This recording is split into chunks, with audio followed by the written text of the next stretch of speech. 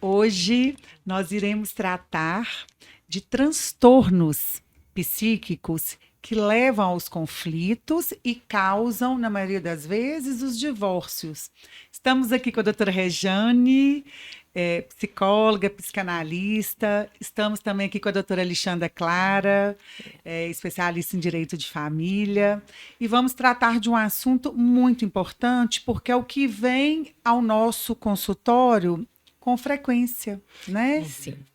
Que são casos, né, de divórcios com narcisistas, borderlines, bipolares. Porque no momento que a gente está fazendo o divórcio, dentro deste processo, o que a gente observa? Os transtornos de personalidade. E são eles que vêm causando o divórcio. E até mesmo esses transtornos de personalidade, eles dificultam muito na celebração de acordo. Então, o porquê que às vezes um processo de divórcio demanda tanto tempo de uma tramitação judicial que poderia ser resumido? Porque são conflitos psíquicos que são causados em virtude da personalidade desenvolvida. Então, eu acho que entre, né, o nosso projeto para 2024, que são as realizações de podcasts, para estar esclarecendo as pessoas, não só do trabalho desenvolvido pelo escritório, mas também do que leva no dia a dia, como identificar se vive ou não num relacionamento abusivo e tudo mais, nós vamos conversar com você hoje. Seja muito bem-vinda, Regiane. Obrigada, doutora Alexandra. Obrigada, doutora Laura, pelo convite. Bom, da minha experiência clínica, né, o que mais causa conflitos nas relações de casal é o transtorno de personalidade paranoide e o transtorno de personalidade narcisista.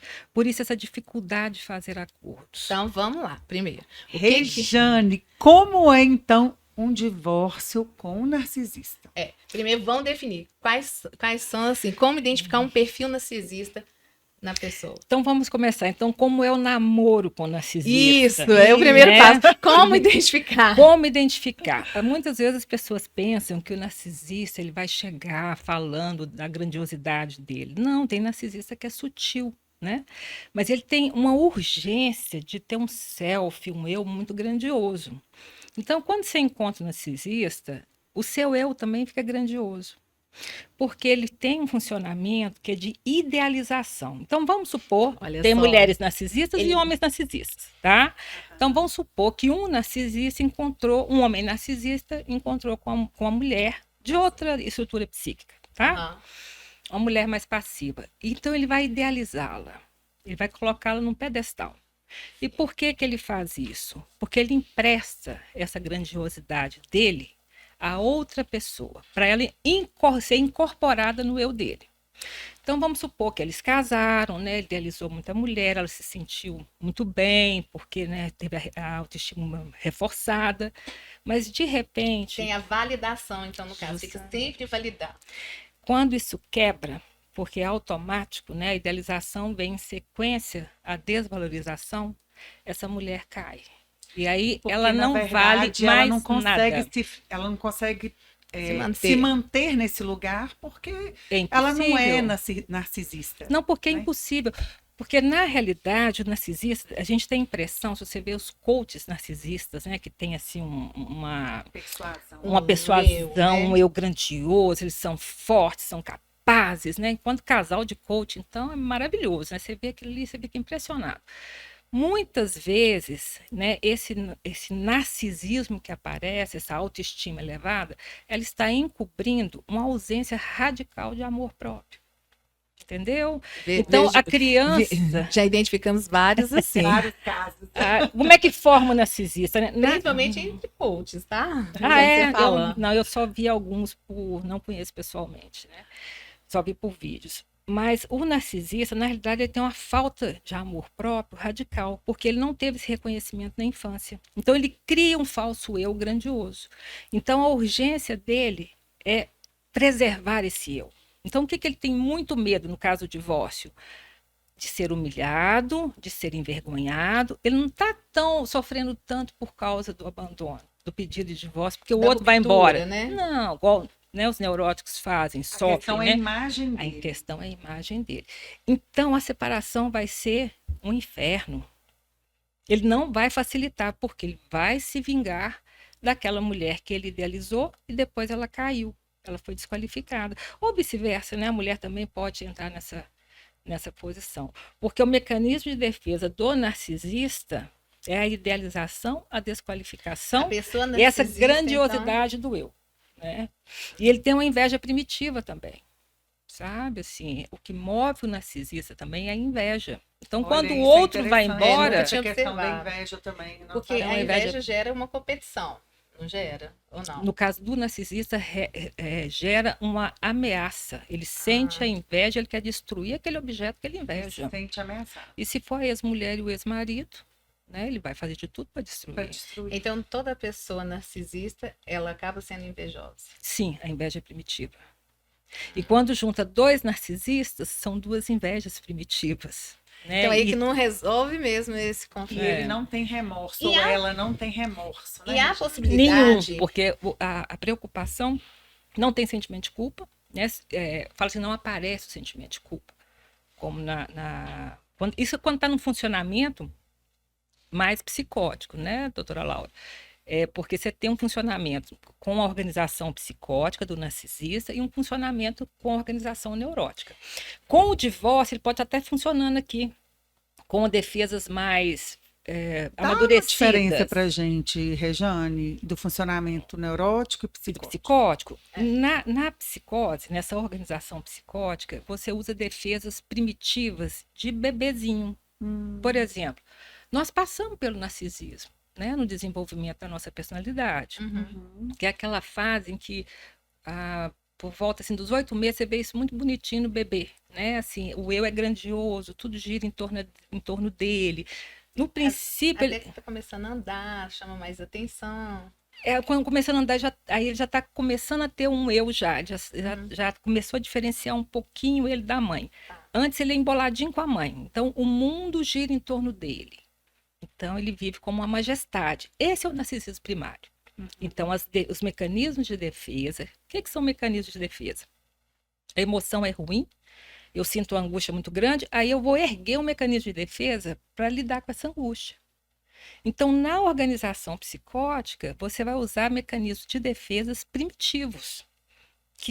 Quais são esses mecanismos? Né? Tem uma angústia de morte, então tem que lidar com isso. Então, eu corro de uma forma em que eu vou me proteger dessa angústia de morte. Eu estou funcionando aqui na base, na organização psicótica. Na organização neurótica, a gente chama de angústia de castração. Aí já não é mais angústia de morte. Aí eu tenho defesas mais amadurecidas. Aí eu tenho sentimento de culpa. Você já consegue elaborar alguma coisa. Você já consegue elaborar alguma coisa. E aí você consegue fazer um acordo. Porque na organização neurótica eu tenho sentimento de culpa, eu tenho empatia. Na organização psicótica eu não tenho empatia. Eu finjo simpatia. É uma simpatia fingida. E há possibilidade de pessoas narcisistas, então, se relacionarem entre si? Por exemplo, a gente está falando da fase do namoro, que a gente ainda nem chegou no divórcio, né? Nem teve casamento ainda. Então, uma pessoa narcisista consegue identificar o outro narcisista? Não, né? Olha, vai ser um espelho, né? Vai ser um espelho. Forma-se casais narcisistas, que eu te falei dos coaches, né? Formam os casais narcisistas como formam os casais paranoides. E aí é uma distorção da realidade conjunta, né? Dos dois, porque os dois são grandiosos. Né? E se dão muito bem profissionalmente, né? Enquanto não existe nenhum estressor, nenhum trauma, esse casal vai muito bem. Socialmente ele vai muito bem, eles vão ganhar dinheiro, eles vão ganhar visibilidade, são promissores, vão vender muitos cursos, que você vai ficar morrendo de inveja daquela grandiosidade que ele tem. Todo mundo queria ter um relacionamento igual, né? Perfeito, né? Bem que meu não é assim, né? Que homem maravilhoso, aquele homem narcisista que tem uma autoestima elevadíssima. Enquanto não mulher maravilhosa também. Também. Não é tão comum, tá? Mas quando forma o casal, né, e não havendo nenhum estressor, eles vão levando esse casamento, né, vão tendo sucesso. Aí tem que ver cada um é cada um e tem a história de vida de cada um, os traumas também, né? E o paranoide? Na minha clínica, eu acho o paranoide muito mais complicado. É mesmo? Olha, porque é muito interessante a gente estar trazendo isso, porque hoje muito se fala em relacionamentos abusivos, e aí geralmente as pessoas estão ligando abusivo com narcisismo. Narcisista. Então, Verdade. não necessariamente. Não E é bom a gente necessariamente. deixar claro aqui que o direito de família ele é interligado com a psicologia, né? Sim, Então, esse episódio de hoje é muito importante e vamos trazer mais, né, futuramente, porque a gente tem que lidar, a gente tem que entender, né? é. Nós, como O profissionais do psique, direito, nós temos que entender até para conduzir ali aquele processo e até, às vezes, sim, até orientar, né, os nossos clientes a procurar uma ajuda, né? Então, isso também é muito importante para as pessoas que estão nos assistindo. Às vezes, elas estão inseridas num relacionamento abusivo e talvez com perfis que nós estamos trazendo aqui hoje. às vezes elas têm esse perfil e não sabem identificar e colocam o outro em um relacionamento abusivo. Sim, Interessante que você Sabe o falou. que é? Sabe o que eu acho que é interessante antes da gente perder? O direito ele é interligado, e tanto é que nós temos uma disciplina do curso, que é a psicologia. Para o aluno de direito, ele é obrigado a fazer uma disciplina obrigatória do curso, porque a gente tem que desenvolver isso. E eu leciono teoria geral do processo. E logo no primeiro, segundo dia de aula, eu sempre falo qual é o primeiro conflito que a gente vive. Porque o que vem a ser um processo?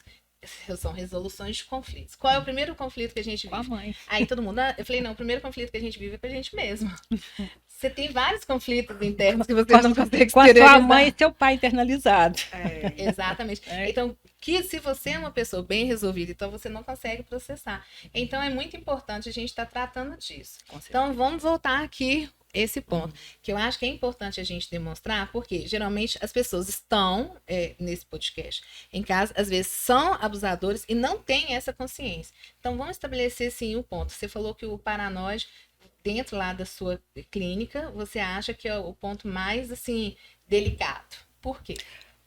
Por quê? Né? Apesar de falar muito do narcisista, né? O paranoide ele tem semelhanças nos mecanismos de defesa, com uma diferença. Né? Se no narcisista tem a inveja, né? O que vai ter no paranoide? Né? O narcisista vai usar a idealização. Né? Idealização, desvalorização, mecanismo de defesa dele. No paranoide vai ser a projeção, a identificação projetiva. E o que é isso? Né? Porque a gente define essas patologias, essas psicopatologias, de acordo com as emoções e com as defesas. Sim. É por isso que é um pouquinho complicado. Mas você percebe, por exemplo, no transtorno paranoide, essa identificação de uma maneira muito fácil. Eu vou criar um exemplo, tá? Uhum. Vou criar um exemplo para não trazer Hipotético. Vamos supor que você tem um vizinho paranoide. Vamos colocar uma vizinha paranoide, tá? Sua vizinha. E ela começa aquela fantasia de que você faz macumba para ela. Aí, para ela se defender, ela vai lá e coloca alguma plantinha na porta de casa, ou coloca na sua porta alguma poçãozinha, né, alguma misturinha, e ela fica naquela coisa, né, estão fazendo alguma coisa para mim, e ela vai se proteger. E o que ela faz? Quando ela vê alguma coisa diferente, ela vai chamar o síndico e falar, olha, fulano está fazendo macumba para mim.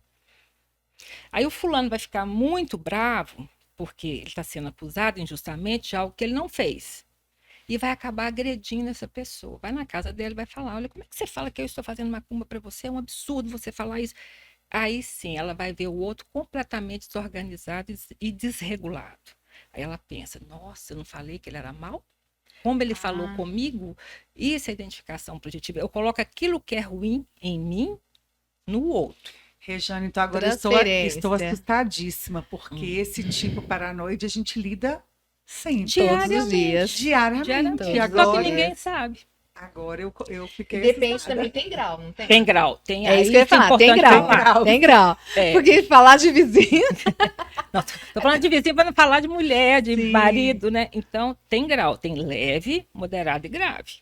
né? Então, quando funciona na organização psicótica, que é o que nós falamos no Mas princípio, e num aí é grave. relacionamento? Vamos trazer um exemplo aqui. No Do relacionamento, como é que paranoide, como é que aparece? Qual é o perfil? Isso. Porque é É facilmente... sedutor também? Porque eu acho o narcisista Também. extremamente sedutor. Ele é sedutor também, né? O narcisista tem um eu grandioso. E o paranoide também tem essa infatuação do eu. Só que para ele não está tão preocupado em mostrar a grandiosidade, não. Tá? Ele está preocupado Ele em é mais ser contido. traído. Ele é mais não, contido. Ele é mais contido. Ele não quer ser traído. Ele tem medo da traição. Ele tem uma desconfiança. Ele tem uma desconfiança de base. E ele também não tem nada ruim nele. O outro é que tem as coisas ruins. Então, vamos supor que ele tem um conflito com a sexualidade, ou com a homossexualidade, que é o comum. Aí ele vai projetar da seguinte forma. Ele sai com a mulher, né? E aí ele acha que ela olhou para outro homem de uma forma diferente. Ele viu ela olhar para ele de uma forma diferente. Aí quando a mulher chega, ele fala, você olhou para ele com desejo. Você olhou para ele com desejo. Você não estava nem pensando, você nem viu esse homem. Isso é um exemplo. Isso é uma base paranoide. Então é comum. Por que é comum? Porque nós passamos por essa fase também esquizo-paranoide na infância. Então a gente visita esses lugares. Você fica paranoide. Paranoide. Você fica paranoide. Ele mostrando os homens. Ele fala assim: para de olhar, você não me respeita. É ele que estava olhando. Aquele homem lá, você olhou para ele, não para de olhar para você. Eu falei, gente, mas eu não tô nem vendo. Por fim, aí querendo ou não, realmente o que você falou é verdade. Aí surge o desrespeito. Isso. Porque uma vez ele me irritava tanto que eu falei, deixa eu ver se ele é mais bonito que você. Te induz, né? Te induz até a olhar. te chamar a atenção. Então, Regiane, o paranoide, ele tem uma baixa estima. Não necessariamente. Não, né? ele tem uma baixa, porque, como eu te falei, o amor próprio do narcisista não tem também, né? É zero, apesar. Também não tem amor. Também não tem amor próprio, o paranoide também Mas não. ele engana mais, né? Porque o narcisista engana mais, porque ele ele é tem aquela grandioso. sensação de grandiosidade. Ele tem a sensação, ele vende a sensação de que o amor próprio dele é ser o máximo, Isso né? mesmo. O paranoide não. Paranoide ele já não. é mais frágil. Ele já é mais frágil. Ele pode se tornar agressivo quando ele está ameaçado. Né? Ameaçado. Aí tem vários exemplos de... Não sei se vocês lembram daquele... Eu acho que eu posso falar daquele rapaz que xingou um entregador de iFood. Tem mais tempo isso, eu não né? lembro desse caso. Ele fala com o rapaz assim, você tem inveja de mim? Olha o condomínio que eu moro. Entendeu? O rapaz, coitadinho, ele não estava entendendo nada. Não foi aqui em Minas. Foi fora de Minas. Acho que foi fora de Minas, eu vi na televisão. Então, o paranoide, num estado mais grave, ele vai te acusar de ter a inveja também que ele tem, né? Ele também é invejoso. Entendeu? Ele também é invejoso. São muito parecidos. Então, são traços de insegurança, né? São traços de pessoas que teve carência no desenvolvimento da subjetividade. Carência principalmente com a relação com a mãe, de cuidado.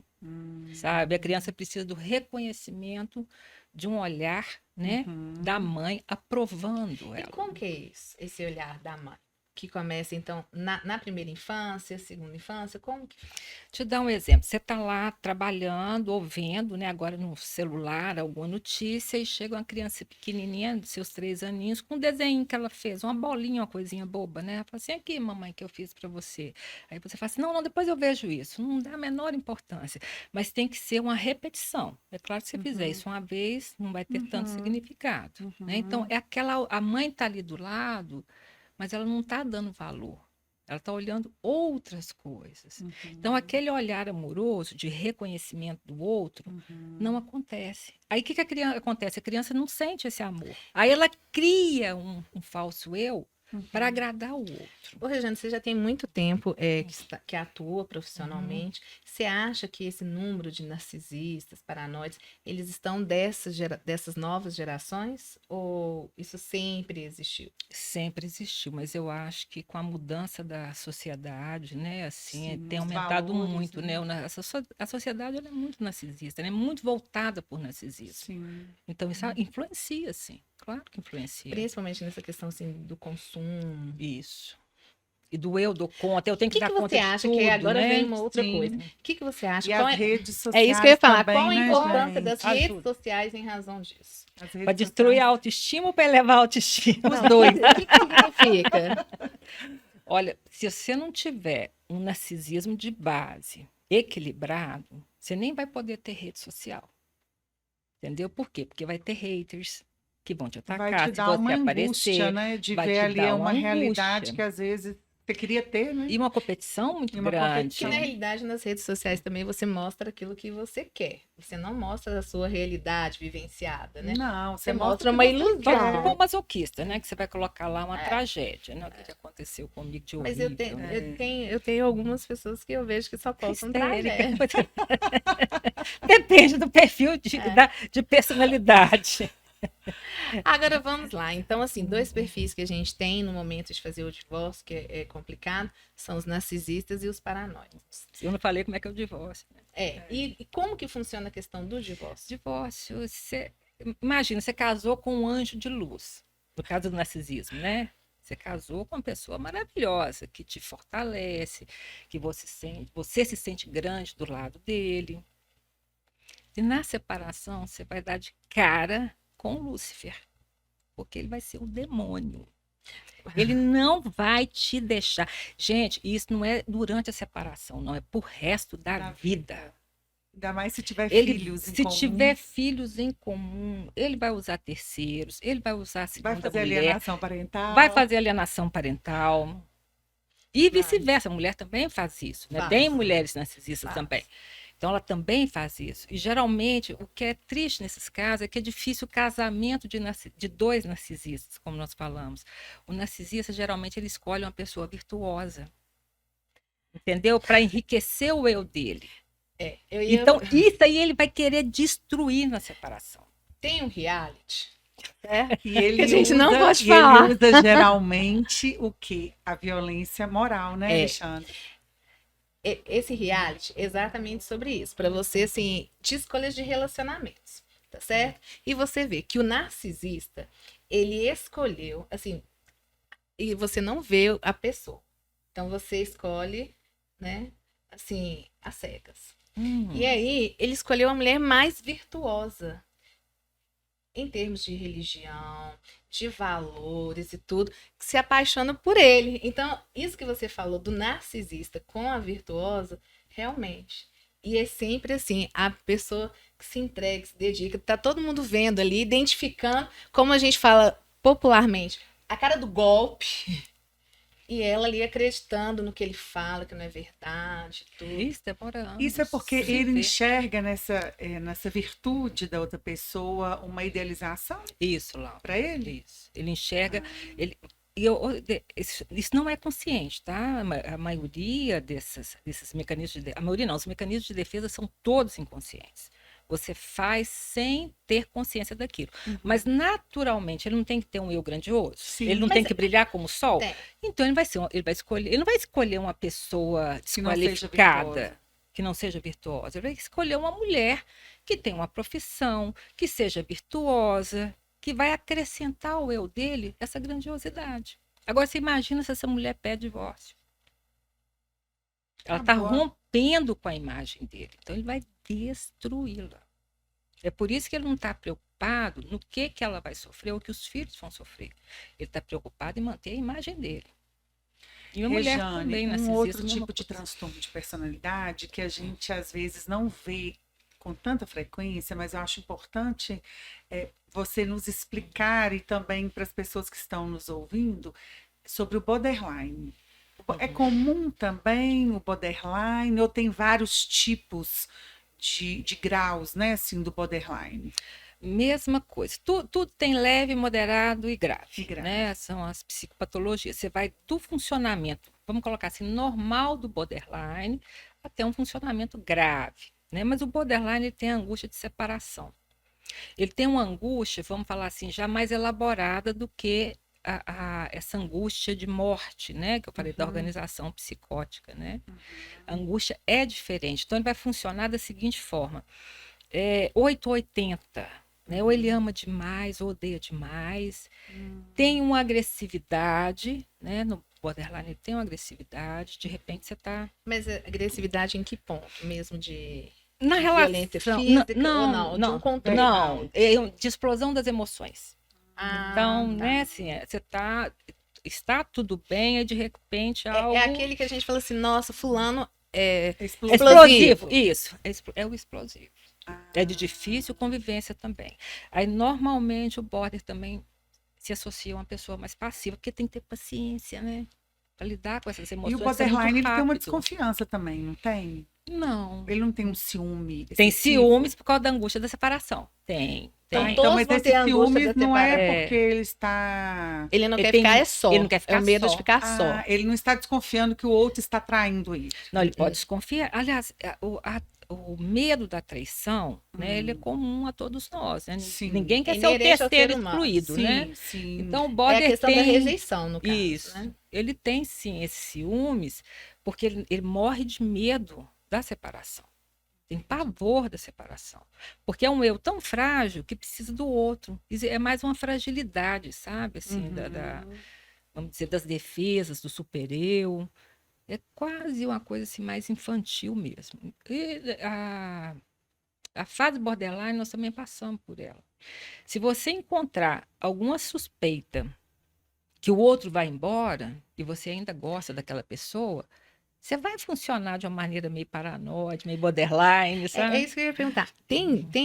A pessoa tem uma personalidade só ou ela pode ter vários transtornos? Isso é interessante a sua pergunta, porque, na realidade, ela tem uma estrutura de personalidade padrão. Né? Então, ou ela é histérica, ou ela é obsessiva, ou ela é narcisista, né? Ou ela é borderline. Então, ela tem um modo de funcionamento. Mas ela pode flutuar nessas organizações, que vai da psicose à neurose, e tem um borderline no meio. Eu não ia nem falar dessa organização borderline para não complicar muito.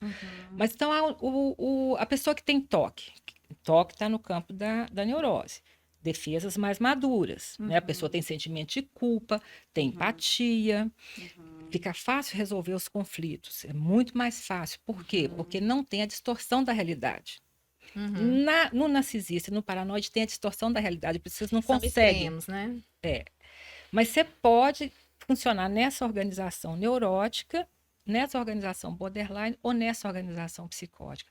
Então, tem uma pessoa de estrutura neurótica que tem toque, né, que tem um sentimento de culpa muito grande, tem tá dentro da realidade, tem uma vigilância, mas dependendo do estressor, ela pode vir funcionar na organização psicótica.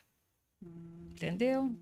Flutuar, mudar. Flutuar, mudar, mas a estrutura dela é essa aqui. Isso Ela não acontece- vai virar Ô, ô, ô. outra coisa. Ela vai funcionar ali de uma maneira desorganizada, mas depois ela volta. Você sabe por quê, Jane? Às vezes, quando nós estamos fazendo as sessões de conciliação para poder fazer Pode um me divórcio, de um divórcio consensual, você sai dali com um acordo praticamente amarrado, né, Laura? E aí, assim, 2 dias depois, zera tudo e vem aquela confusão toda de novo, que você falou assim, gente, Nós não acredito, volta no zero, estaca zero. Aí você vem e vai. Então, assim, você fica indo e vindo. Assim, fica 2, 3, 4, 5 meses tentando Que eu costurar ali percebo? um acordo. Quando tem uma das Muito partes que é narcisista, a gente não consegue ter uma tranquilidade. É isso que a Alexandra falou. Nós vivenciamos um caso recente, onde fizemos um acordo numa audiência de quase 4 horas. E logo após a audiência, uma semana depois, a pessoa, que no caso é a mulher, ela Com começa todas as medidas de a proteção, descumprir os acordos, né, com todas as e medidas de proteção. com todas as medidas de proteção que ela criou de vítima, ela começa a descumprir e quando ela descumpre, ela joga em cima do outro a culpa. Né? Então, ela cria uma situação de conflito, joga a culpa no outro, entendeu? Essa é a identificação projetiva. Ela cria uma situação, né, que ela acha que o outro vai fazer com ela e antecipa isso jogando para o outro. E não está muito preocupada com sofrimento, não sei se tem filhos, né? Você não está muito preocupada. Rejane, como que uma pessoa ela pode identificar durante a fase aí, vamos pôr, de namoro? Primeiro, qual a diferença entre cuidado e controle? Então, vamos a um exemplo, né? Tem um aplicativo que é para saber aonde que os filhos estão através do celular. Isso aí é um cuidado. Então, você tem filhos menor, né, menor de idade, que está numa festinha, ou vai para algum sítio. Então, pelo celular ali, você sabe onde está aquela criança, aquele adolescente. E aí isso te traz um conforto. Isso é cuidado. Agora, se eu uso esse mesmo aplicativo para o meu marido, para vigiar os passos dele. Então, por exemplo, ele fala que vai jogar tênis. Só que ele não vai na quadra que a gente tem costume de jogar. Ele vai em outra quadra, mas não me avisa. Aí quando ele chega em casa, eu pergunto: mas você falou que ia jogar tênis, você não estava na quadra tal. Ele fala: não, porque eu fui em outra, eu fui convidado. E tem que justificar os passos dele. Isso é controle. Então tem uma diferença muito grande. E o outro que está sendo controlado, ele sente esse aprisionamento. Ele sente culpa?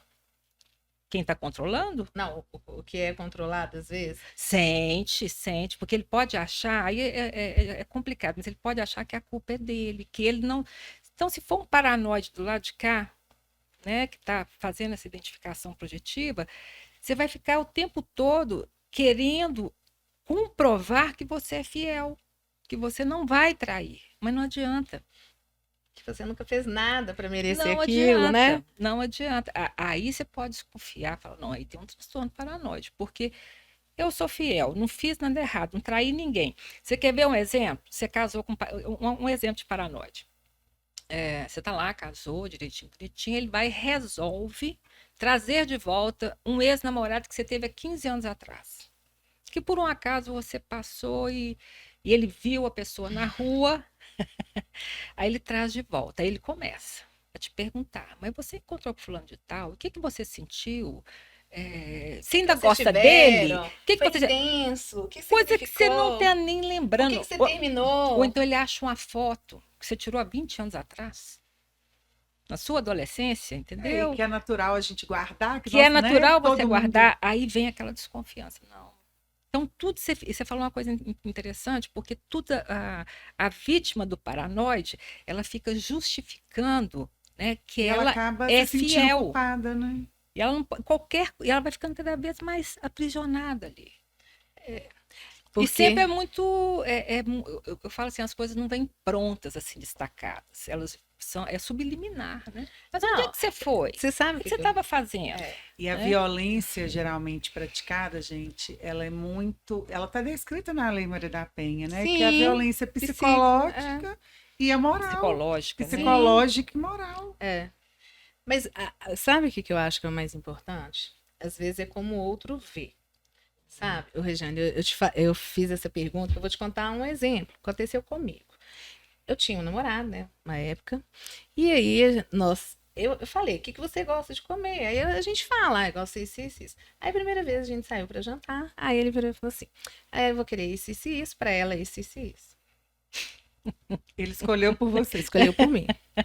Seu Assim, namorado? Aí já acendeu a lanterninha, né? A não, luzinha. aí eu virei e falei assim: tá, vamos ver. Aí a Tá sendo, segunda vez. tá sendo carinhoso comigo, Isso, né? tá Escolhendo dando comigo, Mas é é. interessante, que eu vou te contar o desfecho. Aí a segunda vez, né, saímos para jantar e tal, e para ela, isso.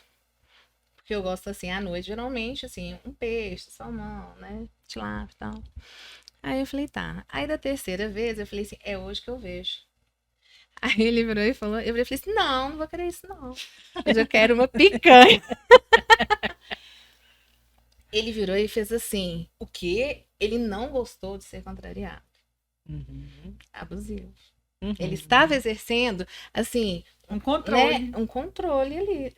No primeiro. Aí eu contando isso para as minhas alunas, que assim, são novos e tudo, que a gente tem que ter muito cuidado, porque um excelente namorado, extremamente assim, carinhoso, sedutor, tananã, tananã, tananã.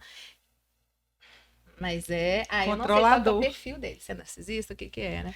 Aí eu virei, aí uma aluna falou assim: ai, prof, que lindo, ele é tão cuidadoso. Eu falei: cuidadoso não. Ele definia o que eu iria comer, só porque uma vez, a gente conversando, eu falei que à noite eu gostava de comer peixes, mas não significa que toda noite. Que toda. Que você Entendeu? tem, cada E eu também dia tenho você o tem direito uma de. vontade, Não, né? tenho o direito de escolher e tudo. Aí eu virei e falei assim: olha como as coisas são. Então, às vezes a pessoa, assim, pra mim, eu entendi como controle, pra ela era cuidado.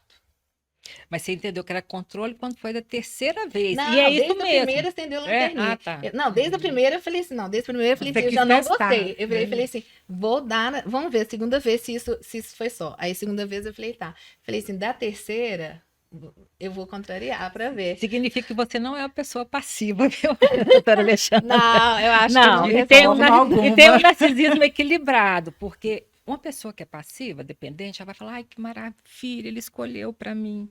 Né? E você vai causar arrepios, porque você tem sua individualidade, você tem a sua personalidade. Né? Mas tem gente doidinha para que alguém carregue, né? Carregue o meu desejo, escolha por mim, né? É. Então, você perceber isso, mas também você lida, né, muito com Não, isso, mas eu né? falo que assim, é complicado. É exatamente Eu isso. Por a acho gente que é uma lidar. maturidade. E aí a É, gente que quer é. faz. repassar, às vezes, assim, num grupo de alunos e tudo, explicar.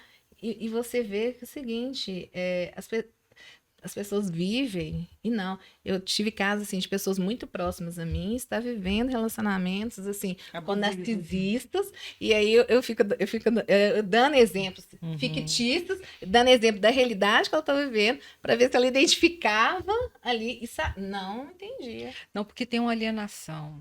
Pois é, como que surge essa alienação? Tem uma alienação, se demora muito tempo, porque tem um amor envolvido, né? Quando, Nossa, isso é tão complicado. Né? quando existe a união, né, no caso do narcisista, forma uma simbiose. Então, vamos dizer assim, os limites do eu, de quem está formando o casal, fica muito frágil.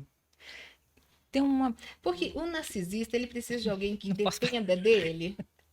O narcisista precisa de alguém que ele possa inserir ao eu dele. Ah, tá. Porque Tem o que eu se dele é o mais encaixar. importante. Ele vai escolher alguém para ele inserir no eu dele. Né? E é uma pessoa, igual eu te falei, virtuosa, mas passivo-dependente. Porque Que se a pessoa. vai deixar ele fazer o que ele quiser. Justamente. Porque se você começar a brigar muito, a criar confusão, ele não vai querer ficar com você, não. Né? Ele quer ser satisfeito nessa necessidade dele. Então tem que ser uma pessoa passiva. E já o paranoide? Paranoide, aí é por isso que eu falo que é o mais complicado, né? Eu Porque- quero dar um outro exemplo. O paranoide é mais complicado, principalmente se ele for calado. Porque a pessoa não chega falando, olha, eu desconfio de você, eu acho. Ele não vai mostrando as fantasias paranoides dele. Por isso que é difícil o diagnóstico, porque ele é muito dentro da realidade. Sabe? Assim, isso é interessante. Ele funciona dentro da realidade. Então, por exemplo, ele teve um filho. Esse é um exemplo clássico, né, doutora Laura? Teve um filho. Ele pode suspeitar que o filho não é dele, porque ele tem essa fantasia de traição. Mas ele não falou nem para a mulher dele. Mas ele vai lá e leva, dá um jeito de fazer o DNA. Um caso desse. Entendeu? Assim, e a mulher só vai saber anos depois que ele desconfiava que ela traía, que o filho não era dele. Ele não chega falando. Sim. Aqui, olha só. Que aí vamos identificar perfil no dia a dia para a gente saber. Ai, seu marido é tão fofo. Ele te traz todos os dias no salão, todos os finais de semana no salão, né? No sábado, para você fazer cabelo e tudo, aqui com a gente. Ó, tem dia que ele até entra. Controle. E Fica lá aí? fora esperando. Tem dia que ele fica lá fora. Tem dia que ele Controle. entra. Fica Controle. batendo papo. Isso E não é aí? cuidado. Ele é paranoide, narcisista? Ele tá Qual? é porque esses traços podem aparecer em diversas outras. estruturas, né? Igual eu te falei, assim, o que vai definir o narcisista é o mecanismo de defesa que ele usa tá. e a inveja, que é as angústias primitivas. O paranoide é a projeção, a identificação projetiva. Então, esse controle, ele pode aparecer em qualquer estrutura. O obsessivo pode fazer esse controle. Ah, é? Ele pode fazer esse controle, porque o obsessivo também tem isso, né? Ele quer controlar tudo. E às vezes ele não tem a fantasia de traição, mas ele pode controlar pelo simples controle. Uhum. Ele quer ter o controle de tudo. Mas o que cabe às pessoas, né, como vítimas, né, desse controle, é colocar o perceber que limite. existe o controle e colocar limite. Não precisa você me buscar no salão. Colocar o limite. Eu vou ao salão. Eu vou e volto. Preservar a sua individualidade dentro do relacionamento.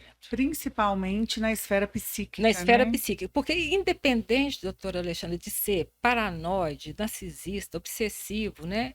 Todos que vão invadir, né, a sua realidade interna vai te fragilizar. Então, nesse encontro com o outro, pode servir para você crescer, né? Que pode servir para te levar a lugares obscuros. Rejane, então agora Sabe? uma colocação assim, que Então, isso é um risco, a gente tem que saber muito bem em se quem que a você gente vai coloca o associar. limite, tanto a mulher quanto o homem, se ele coloca o limite e o outro aceita esse limite, então Tudo bem, tudo bem. Ótimo. Conseguiu fazer aquele controle e a relação vai Equilibra. seguir equilibrada, isso, né? isso. Mas aí não aceita o controle, aí sim começam os conflitos, né? Mas se eu não aceito o controle, eu ter o controle sobre o outro, é porque tem alguma insegurança minha. Mas é uma realidade interna minha. Não significa que o outro vai me trair. É isso que a gente tem que entender. Porque o que acontece nos casais é pegar a realidade interna e jogar no outro. E jogar no outro. Né? Eu tenho medo de ser traído, começa a colocar no outro que ele está me traindo.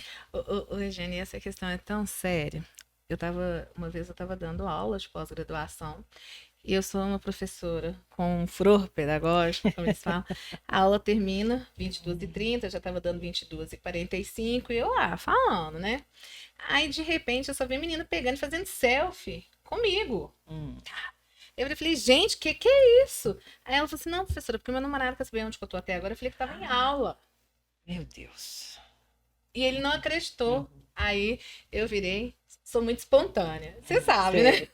Eu virei e falei assim, como se diz, cada um tem um namorado que merece, né? Aí eu virei e falei assim, meu namorado sabe que eu tô aqui. Aí eu peguei meu telefone e falei assim, vê se tem uma ligação dele. Quando terminar a aula, ou quando eu chegar em casa, é que eu ligo. Porque o apego é seguro. Aí eu brinco, virei e falei assim, agora eu tenho uma certeza, eu tô aqui. Agora, ele tem 4 horas que ele tá livre para fazer o que quiser. E eu vou ficar, aí eu falei, vou ficar preocupada em saber onde você tá, o que você tá fazendo. Falei assim, não vive assim não, não vive assim não. A não ser que tenha complicado. havido. O que acontece também nos casais é quando acontece uma traição, eu até falo isso, é possível superar uma traição. Pode acontecer, né? Com qualquer casal. Claro. E na traição, as pessoas começam a funcionar de uma maneira paranoide. Aí você fica vigilante. Mas você não Você pode pode ceder a desenvolver a isso. paranoia? Pode, você pode Ah. desenvolver a paranoia. E- Não a e- paranoia e deve ser clássica, muito comum esse patológica. desenvolvimento Por isso depois, que chama paranoide. Mas você fica meio assim, nossa, vai me trair, já me traiu uma vez, vai me trair entre de aspas, novo. você perdoa, mas no fundo o Isso. perdão é muito difícil, né? Um perdão nessa seara, É. né? Então você perdoa, você continua o relacionamento, mas você vigia, né? Mas você vigia. Isso tem um tempo. E cabe àquele que traiu, onde é que nós vamos parar, gente? De narcisismo a traição. Comprovar que mudou. Isso mesmo. É comprovar que mudou. Tá. Né? Que ele pode ser confiável. Confiável novamente. E eu já atendi casais onde houve traição, que funciona muito bem depois. É. Mas fica um tempo, aquele que foi traído, ele precisa muito do outro. Sabe, assim, o outro tem que dar provas mesmo.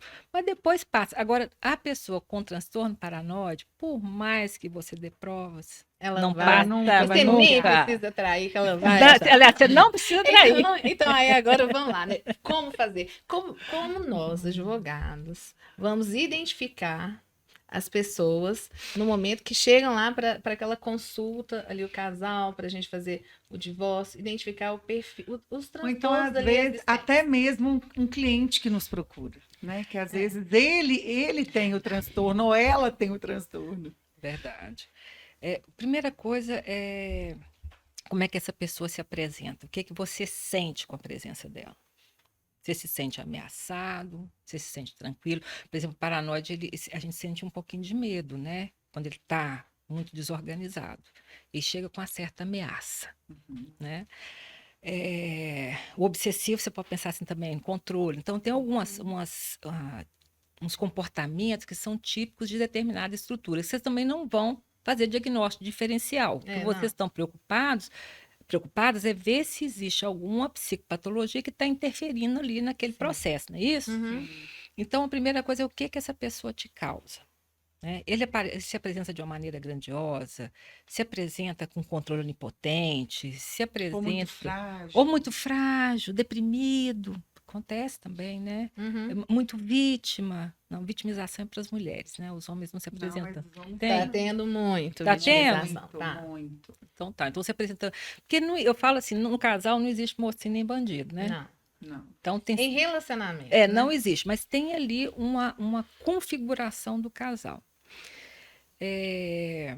Para se proteger, por exemplo, das mentiras, que existem as mentiras, né? E o narcisista e o paranoide, ele vai mentir. Mas nem é porque ele quer mentir, não. Ele vai mentir para proteger o eu dele. E ele acredita na mentira dele? Acredita. Isso é que é o Ele pior. acredita que a mentira é a verdade. É a verdade E dele. o que aconteceu? O que aconteceu? Não, E louca gente, somos nós. esse é o Você problema. quer... Vou te dar um outro exemplo. É da nossa vida, né, doutora Alexandra? Vou te dar um exemplo clássico que provavelmente vocês tiveram no escritório, né? Tenho certeza que vocês tiveram. O ex-marido fala assim: não, pode ir lá fazer a matrícula do seu filho, que eu não tenho tempo de fazer a matrícula. Vamos supor que a matrícula da escola seja a responsabilidade dele, ficou isso no divórcio, né? Ele vai cuidar dos estudos, do plano de saúde, blá, blá, blá, blá. Mas ele viajou. Então ele fala com a mulher, com essa mulher assim: pode ir lá fazer a matrícula, que eu vou pagar. Aí ele manda o dinheiro, inclusive, da matrícula, e ele era o responsável financeiro a vida inteira. Vai a bobinha da ex-mulher e assina lá. Né? Ela faz a matrícula confiando que ele vai pagar as mensalidades. Ele não vai pagar. Quando ela fazer a Mas ela assinou. Quando ela vai conversar com ele, ele fala assim: não, mas isso não aconteceu dessa forma. Não é do jeito que você está falando, de forma alguma. Então, ele acredita nessa história. Isso é que é complicado. É melhor nem confrontar. E como é que você vai sabe? desconstruir algo que a pessoa cria Isso. e acredita, né? É complicado, É né? complicado. Se você não tem uma prova ali por escrito, um Não tem WhatsApp, um e-mail, né? Você quer ver outra coisa, Laura? Chega um casal para fazer um divórcio no seu escritório. E os dois estão muito felizes. É normal ter um afeto de felicidade numa separação? Eu já atendi casos assim, mas são muito poucos. Eu já tive Mas dois é difícil, casais que né? divorciaram, passou um tempo se casaram de novo. Ah, não, isso é comum, É. esse retorno, né? Eu acho Mas que eu eu tive falo assim, também uns 2 ou 3, Alexandre, É. que chegaram tão amigos, é mesmo? É. Então tá. que a gente até pergunta assim, mas por que vocês estão divorciando? Mas normalmente o que acontece na que chegou separação? muito amigo assim, eu te falo. Eles estavam divorciando. Na realidade, era um divórcio meio fake, que era para parte do patrimônio, por causa que ele era empresário, para resguardar o patrimônio da família, tananã. Na época não tinha essa questão da gente poder fazer holding, nem nada. Os casos que eu peguei, na verdade, o amor entre homem e mulher, o desejo tinha acabado, mas a amizade... Continuar. É um O casal respeito. maduro, né? A Um casal amizade, o maduro. respeito. É um casal maduro. É um casal maduro. bem maduro. Mas não é o comum, né? Não, Geralmente tem acusações, infelizmente né? não, né? Eu acho que a primeira coisa é ver se o afeto está coerente, porque a separação ela é dolorosa. Sim. Então, se é a separação de fato, né? Sim. Tem uma tristeza por aquela perda, mesmo que você não gosta mais da pessoa, né? Mas você vai perder uma família, né? Uma casa. Você vai mudar, né? Você vai a mudar. sua realidade. Isso. Tanto é que a gente fala, a ação de divórcio ela tem uma natureza, né, constitutiva. Vai alterar a relação alterar. jurídica. Então, A relação jurídica, porque vai tem alterar que ter um luto. de fato. Isso, mas Sim, tem que ter um luto daquela Tem, relação e tem. cada um continua a sua vida. Sim, Então, chegar numa mania, você me perguntou do bipolar, né? Pode acontecer isso também, né? Numa situação que é para ter um sentimento de tristeza e perda do outro, né? Tem uma elevação do humor. Aí você já acha estranho, a pessoa está muito alegre. Separou hoje, na semana que vem tá lá com a taça de vinho, com outra pessoa, já Fazendo marcando festa. casamento, fazendo festa, casa rápido, 2, 3 meses depois que separou. Então, vocês têm que ficar antenados. Isso não é normal, né? Não é normal, é uma negação da realidade. Isso sim. acontece. Aí- A não ser que já estivesse num casamento já falido há alguns anos, né? Ah, é Sei, diferente. né? Não, mas Aí, mesmo já assim é separou, diferente. né? mesmo assim. E isso não é muito Porque comum vai pra alterar. mulher também, não. Porque a mulher, ela costuma vivenciar o luto, às vezes, um tempinho maior que o homem, né? O homem geralmente casa mais rápido, né? Mas isso também é muito relativo, Rejane. É porque a gente relativo. atende Tá tudo muito muitos relativo. homens que também Estou sofrendo. estão sofrendo, que passam pelo luto e que a perversidade está na ex-mulher. Aí essa mulher, né? É muito Acontece. complicado. Esse que a gente acabou de falar, Sim. cheio das medidas protetivas, que a gente, esse aí tem até a dúvida se realmente existiu ou se foi criado, né? Sim. Toda uma situação. Ah, cria muito, né? A mulher, quando ela está nessa posição e ela não quer perder, que eu acho muito triste, eu já atendi, já tem muitos anos atrás, um rapaz que foi acusado de abuso sexual. Isso aí é grave. É grave. Né, da filha. A filhinha tinha na época uns 4, 5 anos. Eu nem conhecia vocês, tem muitos anos. E ela foi embora, foi para outro estado, e ele perdeu completamente. Não existia lei. Nessa época não tinha lei de alienação. Mas não existia nessa época. São falsas acusações de abuso, falsas acusações. Né? E ele teve que muda. trabalhar o luto da filha. Olha, você perdeu sua filha, acabou. Não tem mais retorno, né? Ficar 5, 6 anos sem ver a criança. E quem me indicou na época foi uma pessoa da família, sabe? E me contou. Também a gente tem que fazer uma certa investigação, né? Para ver se realmente é verdade. Mas é interessante que você falou que, assim, como que nós, né, profissionais do direito, vamos identificar um cliente quando chega, se tem ou não transtornos de personalidade. Assim, eu atendo muito, né? Não só no escritório, mas também atendo em uma outra instituição, em razão de voltado para a população economicamente sem ter recursos, né? E, Regiane, eu já tive cada perfil que, assim... E eu chamo os alunos e peço, assim, para que eles tenham muito respeito quando a gente identifica que a pessoa tem transtorno, aí é um transtorno psiquiátrico que eu não sei ali diagnosticar, mas que a gente tenha o respeito de atendê-lo, dar uma orientação jurídica correta, mesmo sabendo que o caso complexo, que o caso não existe. Não tem solução. Não existe. Mas a gente tem que dar. Entendeu? Uma solução. A pessoa cria um caso. Mas a gente tem que dar uma resposta. E o que você acha, assim, como agir neste caso? Dá um encaminhamento, psiquiátrico e psicológico. Dia 1º agora eu faço 23 anos de docência. 26, aí entregar na idade. Não entrega, não. Já 26 anos, já, né, de formada, que a gente exerce aí a advocacia e tudo. Então, assim, eu já vi de tudo. Como que a gente tem que lidar? Porque eu lido muito com respeito. Mas vamos supor que você atenda uma pessoa que tem a mesma organização psicótica, né? Tem uma estrutura de personalidade psicótica e alucina e cria realidades. Vai te procurar para se defender de algo que não existe, né? Você mostrar para ele a realidade não vai fazer a menor diferença, vai fazer ele ficar com raiva de você. Né? Porque ele está num outro mundo. Então, se ele criou aquela situação, se desconfia que ele criou aquela situação, dá prosseguimento ao processo dele. Vou te contar um que eu conto para os meus alunos. Dá prosseguimento. Aqui, olha o que aconteceu. Você está um pouquinho tenso, procura um psicólogo, um psiquiatra. Olha só, psiquiatra, talvez uma medicação, assim, a princípio, ajude, né, a tirar a pessoa daquele mundo. Isso aconteceu já tem muitos anos. O rapaz chegou para ser atendido, estava lá o grupo de alunos e tudo comigo. Aí eu falei, pois não, você quer, doutora, que eu tenho para falar? É algo muito sério. Eu falei assim, pois não, é confidencial. Eu falei, nós estamos aqui, a gente trabalha com sigilo, confidencialidade e tal. Ele falou assim, então tá, os marcianos vão invadir a Terra. Aí, os meus alunos... Isso é mais grave do que eu imaginei. Os meus alunos olharam assim, eu dei aquela olhadinha assim, tipo assim, ninguém pode rir. Aí eu virei para ele e falei assim, verdade. Aí ele falou assim, eu falei assim, mas o que leva o senhor a acreditar nisso? Aí ele foi descrevendo e tudo. Eu falei assim, mas o senhor tem prova? Ele estava em surto. Porque no direito... Ele estava em surto. Aí eu falei, o senhor tem provas e tudo? Aí ele falou assim, eu não tenho. Aí ele já tinha ido no Ministério Público, na Defensoria. Das acusações, né? E chegou lá, né? Aí eu virei e falei assim, tá. Aí eu virei e falei assim, gente, como que eu vou dispensá-lo de um modo educado? Aí eu falei assim, mas por onde que eles vão invadir? Aí ele falou assim, por Caeté. Eu falei assim, olha, infelizmente a gente só pode atender a comarca de Belo Horizonte. Saída excelente. Aí ele falou assim, eu falei assim, nós vamos procurar. Regiane, ele falou assim, muito obrigada, muito obrigada. A senhora foi a única que parou, que me ouviu. Claro, tem que ouvir. Aí quando ele saiu, os meninos viraram e falaram assim, falei, aí eles riram e tudo. Eu falei assim, gente, ele tá em surto e tudo. Mas a gente tem que ter o respeito. Tem que ter o respeito. E no surto, você tem que secretariar. Não adianta você mostrar a realidade para a Não, pessoa. você fala assim, que Você tem que isso? tentar vou dar uma fazer saída. Isso. É isso. Você pode falar assim, olha, eu não posso entrar com esse processo porque o senhor não tem nenhuma prova. O senhor tem que trazer Você uma tem que prova trazer a prova.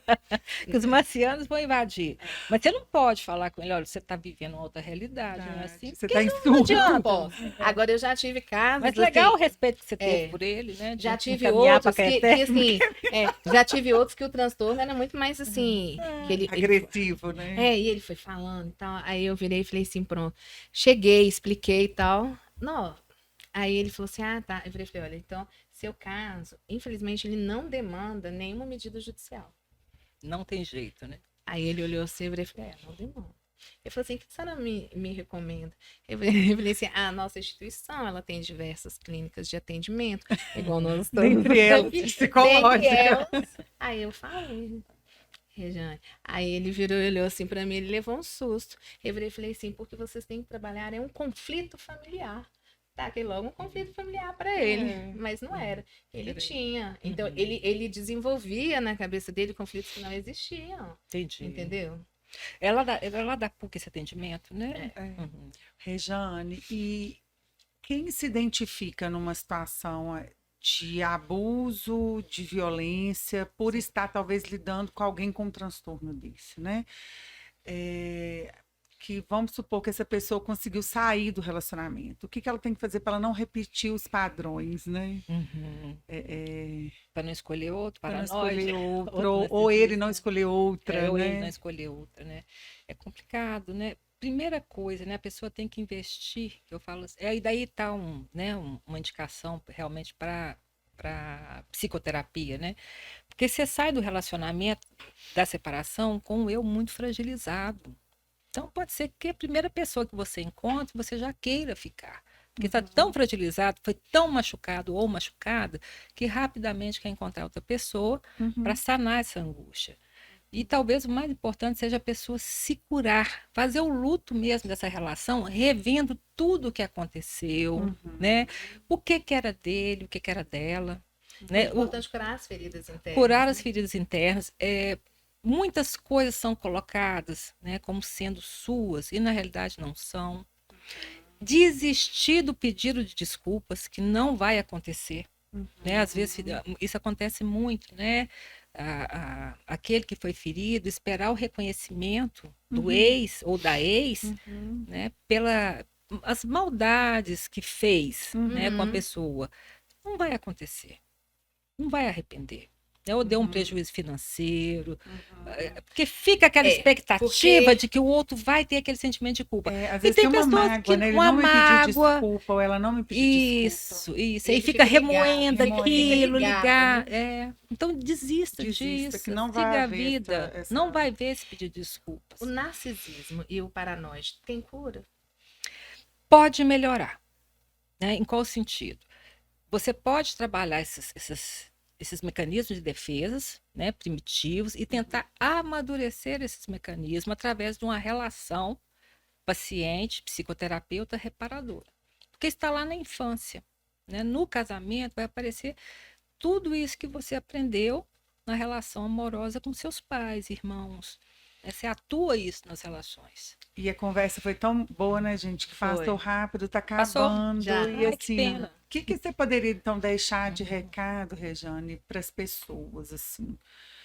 Porque não existe uma pessoa que não tenha uma estrutura com alguns traços, não é isso que você quis dizer? Todos Isso. nós temos, não é isso? Nós visitamos esses lugares. Nós visitamos. Da organização psicótica, né?